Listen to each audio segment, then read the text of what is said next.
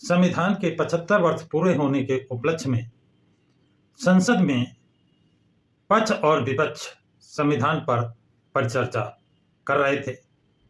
राज्यसभा में गृह मंत्री अमित शाह ने जो वक्तव्य दिया उस पर एक बसपा सुप्रीमो ने जो 3 ट्वीट किए, इसके बाद तो एक भौकाल खड़ा हो गया। वो ट्वीट क्या था, पहले वो ट्वीट आपको बताएंगे। अपने भाषण के दौरान अमित शाह ने कहा ये फैशन हो गया है। कौन सा फैशन? अंबेडकर अंबेडकर अंबेडकर अंबेडकर। इतना नाम अगर भगवान का लेते तो 7 जन्मों तक स्वर्ग मिलता। बस ये वाक्य अंबेडकर, जिनका कोई नाम नहीं लेना चाहता था, जिनका नाम समाप्त करने का प्रयास किया गया था, आज वो अंबेडकर के इतना कहने पर बसपा सुप्रीमो मायावती ने लगातार 3 ट्वीट जो किए, उसने पूरे भारत में एक भूचाल ला दिया। हर पार्टी सोच रही है मैं पीछे कैसे रह गई। हर पार्टी आगे निकलने के लिए अपने अपने मंतव्य देना शुरू कर दिया। हद तो उस समय हो गई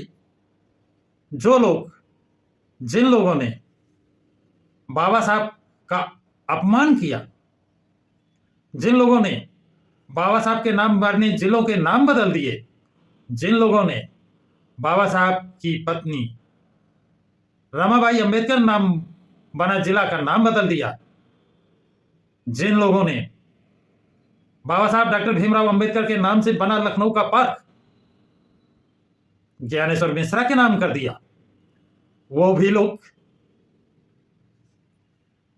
अब बाबा साहब का नाम लेकर के बाबा साहब का अपमान कह रहे कर दिया। उन्हें कौन बताए, जब उनके नाम से बना भीमनगर आपने बदल दिया, उनकी पत्नी रमाबाई के नाम बना नगर, उसका नाम आपने बदल दिया, और उनके नाम से बना लखनऊ का पार्क ज्ञानेश्वर मिश्रा के नाम कर दिया, और जो अंबेडकर भवन बने हैं, जो पार्क बना है, वो अयाची का अड्डा बताने वाले लोग भी अब अंबेडकर अंबेडकर अंबेडकर के फोटो लेकर टहल रहे हैं। ये बहुरूपीय जनता को गुमराह करके सिर्फ वोट हासिल करना चाहते हैं। ये बाबा साहब डॉक्टर भीमराव अंबेडकर के हमदर्द नहीं हैं, ना उनके अन्यायियों के हमदर्द हैं। बाबा साहब ने जो आरक्षण की व्यवस्था की थी, ऐसे लोगों ने प्रमोशन में आरक्षण का बिल फाड़ा था, वो लोग बाबा साहब के अन्यायी कैसे हो सकते हैं? सिर्फ जनता को धोखा देने के लिए, जनता की आंखों में धूल झोंकने के लिए। खैर, ये जनता सब जानती है, एक बार धोखा खा चुकी है, बार बार नहीं। इसी उपलक्ष्य में अखिलेश यादव ने बाबा साहब व संविधान के अपमान की बात करते हुए ट्वीट लिखा है, जो इस प्रकार है। जिनका मन विद्वेष से भरा है वो द्वेष क्या चलाएंगे।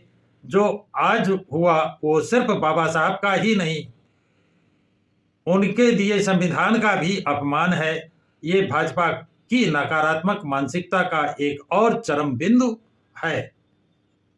देश ने आज जान लिया है कि भाजपाइयों के मन में बाबा साहब को लेकर कितनी कटुता भरी है।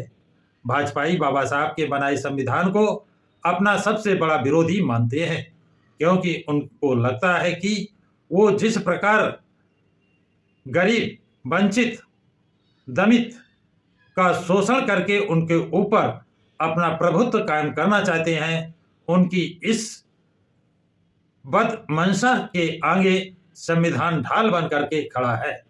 घोर निंदनीय है, घोर चिंतनीय है, घोर आपत्तिजनक है। तो ये ट्वीट अखिलेश यादव ने किया है। दूसरा ट्वीट एक और है जिसको दिलीप मंडल ने लिखा है दिल्ली में अंबेडकर फाउंडेशन के मकान में बरसों चलता रहा, क्योंकि पास ही उसी रोड पर नेहरू परिवार की निजी प्रॉपर्टी जवाहर भवन है। वहीं से राजीव गांधी फाउंडेशन चलता है। अब कांग्रेस सरकारें अंबेडकर जी की बिल्डिंग को नेहरू की बिल्डिंग से बड़ा कैसे बनाती? ये बात क्यों कह रहे हैं? क्योंकि जहां पर बाबा साहब रहते थे उस बिल्डिंग को बीजेपी वालों ने बनवाया है, तो ये कांग्रेस ने काम नहीं किया था, उसको दिलीप मंडल याद दिलाते हैं। इतना नहीं, आगे एक और ट्वीट वो लिखते हैं कि गांधी, एक वो फिल्म बनी थी उसके संबंध में उन्होंने लिखा है। क्या लिखा है ये देखिए। गांधी 1982 फिल्म बनाने के लिए इंदिरा गांधी ने सरकारी खजाने से अमेरिकी निर्माता को $10 मिलियन दिए थे। स्क्रिप्ट तब की केंद्र सरकार ने चेक की थी। जो स्क्रिप्ट तैयार की गई थी उसे केंद्र सरकार ने चेक भी किया था। नेहरू की महानता दिखाई गई। बाबा साहब सेकंडों में ही गायब कर दिए गए, विलेन की तरह। वहीं डॉक्टर बाबा साहब अंबेडकर 2000 में फिल्म के लिए पैसा महाराष्ट्र की बीजेपी शिवसेना सरकार ने और केंद्रीय समाज कल्याण मंत्रालय ने दिया। कांग्रेस की सरकार होती तो ये फिल्म ना बनती। फिल्म वाजपेयी की समय बनी और 2016 में सरकार ने इसका फिर से शो कराया। बोलने से नहीं होता, काम बोलता है, ये दिलीप मंडल ने। और इसमें उन लोग कह रहे हैं कि इसमें सारा गुणगान नेहरू जी का किया गया है और डॉक्टर अंबेडकर का तो बहुत थोड़ा विलेन के रूप में दिखाया गया है। और आज वही लोग जिन्होंने बाबा साहब संविधान सभा में नहीं घुसने दिया, बाबा साहब ने जिसको जीवन दान दिया, उसके बदले में जो आरक्षण मिला उसे आज तक पूरा नहीं किया, जितनी भी सरकारें रही हैं। आरक्षण का बिल भी फाड़ा और वो बिल आज भी पार्लियामेंट में लंबित है। किसी भी सरकार ने, कांग्रेस हो, जनता दल हो, बीजेपी सरकार हो, बीजेपी की सरकार भी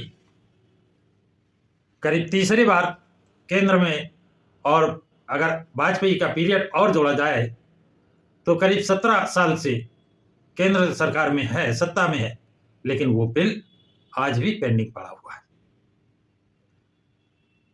तो वो खाने के दांत अलग, दिखाने के दांत अलग वाली कहावत साबित होती है। और ये मुहिम जो बसपा सुप्रीमो ने चालू की थी, उसको सभी दल अपने पक्ष में अपना नाम आगे करने के चक्कर में पूरे देश में जो धरना प्रदर्शन, पटना में तो लाठीचार्ज तक हुआ है। आपस में दो पार्टियां आपस में भिड़ंत लाठीचार्ज कर ली, पुलिस ने बचाया। लेकिन क्या वो इन जिनके लिए बाबा साहब ने काम किया, संविधान में जो अधिकार दिए गए, वो अधिकार ये पार्टियां नहीं दे रही हैं, ना संविधान को 100% लागू कर रही हैं। यदि संविधान को भारतवर्ष में 5 साल के लिए 100% लागू कर दिया जाए तो भारत की गरीबी दूर हो सकती है। और विश्व के विख्यात संविधानविद ने कहा था, यदि भारत का संविधान विश्व में 5 साल के लिए लागू कर दिया जाए तो विश्व की गरीबी दूरी हो सकती है। तो ऐसा महान संविधान को ये लोग क्यों नहीं लागू करते हैं कि 80 करोड़ को गरीबी रेखा के अंदर लाया? कौन है वो लोग? कौन है उसके जिम्मेदार जिन्होंने सरकारें चलाई हैं? सरकारें चला रहे हैं, वो संविधान का इंप्लीमेंट 100% क्यों नहीं कर रहे? तो साथियों, ये दिलीप मंडल के ट्वीट, अखिलेश यादव का ट्वीट मैंने आपको पढ़कर सुनाया। आप लोगों की इस संबंध में क्या राय है, क्या ओपिनियन है?